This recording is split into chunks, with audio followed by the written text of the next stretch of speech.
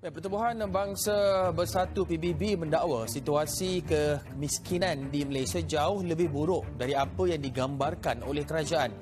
Dalam satu laporan yang diterbitkan hari ini, PBB mendakwa kerajaan Malaysia meletakkan garis kemiskinan terlampau rendah yang mengecilkan peratusan kemiskinan di Malaysia.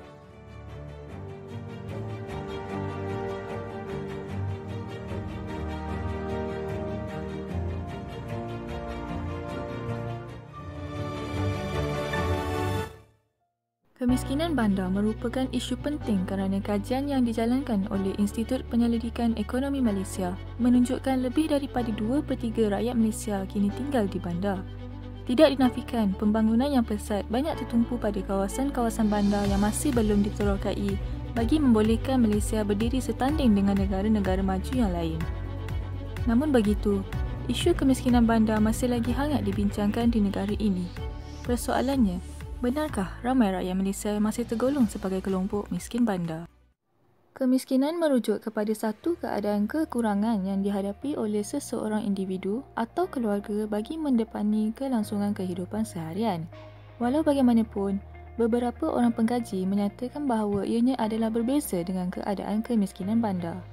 Ini kerana keadaan miskin bandar bukan hanya merujuk kepada keadaan kekurangan melalui aspek kewangan dan harta benda, tetapi ia adalah satu keadaan yang dikenali sebagai kemiskinan multidimensional.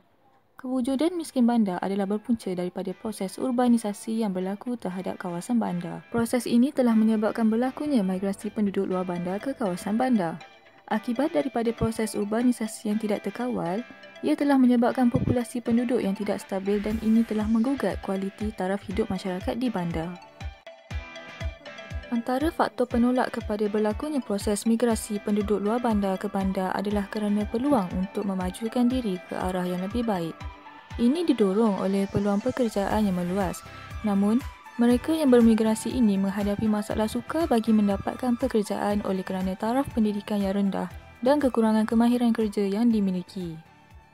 Kesannya, masalah pengangguran mula berlaku dan ini memberi peluang kepada ketidakstabilan ekonomi di kawasan bandar menjadi semakin parah. Keadaan kemiskinan di Malaysia menjadi semakin serius apabila berlakunya migrasi penduduk telah menyebabkan lambakan penduduk berlaku di dalam kawasan bandar. Akibatnya, wujud proses pembandaran yang kurang sihat seperti peningkatan kos sara hidup yang tinggi dan pengurangan keupayaan penduduk bagi memperoleh keperluan asas dan perkhidmatan dengan baik. Selain itu, kesan kepada proses migrasi dan pembandaran di Malaysia telah menyebabkan keadaan pengumpulan masyarakat kepada beberapa jenis kumpulan mengikut tahap pendapatan yang dimiliki oleh seisi rumah sebulan. Pengelasan masyarakat ini adalah terbahagi kepada 3 jenis kumpulan utama, iaitu tertinggi 20% atau dikenali sebagai T20, pertengahan 40% M40 dan bawah 40% B40.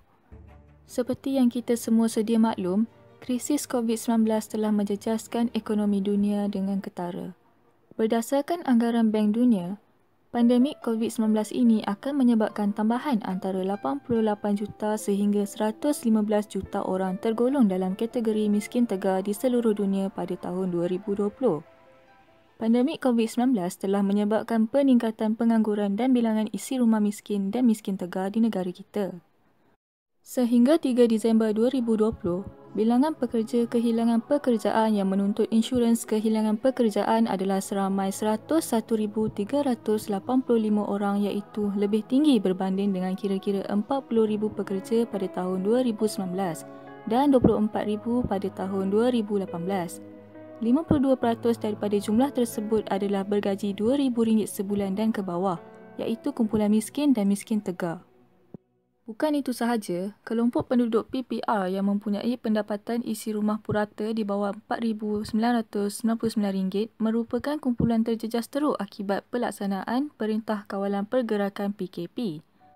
Disebabkan oleh kemampuan keuangan yang sempit, majoriti penduduk PPR tidak mempunyai sebarang bentuk simpanan kewangan. Kenyataan ini terbukti sewaktu pelaksanaan PKP sejak 18 Mac lalu. Telur, nasi dan mi segera menjadi antara makanan utama penduduk warga kota berpendapatan rendah B40 yang sering dirujuk sebagai miskin bandar. Kesimpulannya, kehidupan di bandar menuntut satu masyarakat yang aktif dan produktif dengan sistem sokongan menyeluruh daripada kerajaan masyarakat. Justeru itu, program pembangunan masyarakat miskin bandar perlulah diperbanyakkan bagi menggalakkan mereka menjadi masyarakat yang mampu berdikari dan dapat hidup dengan selesa di bandar.